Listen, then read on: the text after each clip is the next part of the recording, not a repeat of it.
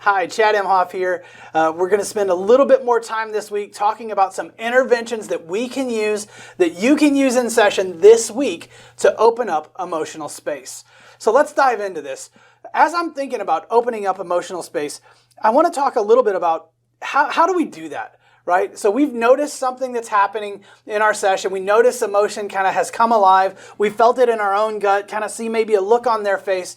One of the things that I like to do is say, when have you felt this before? A lot of times when you ask somebody that question, and I remember myself vividly the first time somebody ever asked me that question, and I'm like, oh my gosh, I have felt this before. It takes them back to something that was emotional. Often it's something that hasn't been disclosed. It's something that they haven't thought about in years. And so I like to use that. I like to say, hey, when have you felt this before? Do you remember what it looked like? Do you remember where you were? Is that a familiar place for you to be? That emotional spot, is this something that's something that happens to you a lot?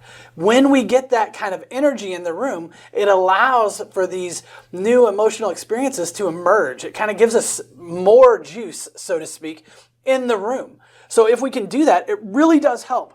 Something else I like to do around this is to use storytelling a little bit. So a lot of times I'll use a story about either their child or someone else, and I'll say, hey, imagine that your kid was in this place. Or if they don't have kids, I'll say, imagine that your niece or nephew or someone you know is in this place. How would you want them to be responded to? What do you think it might be like for them to be in that spot? And so often that brings forward empathy, right? Not only empathy for them, but in actuality, they can start to kind of engage a little bit of empathy for themselves. I want to encourage you, ask about where these emotions were first experienced.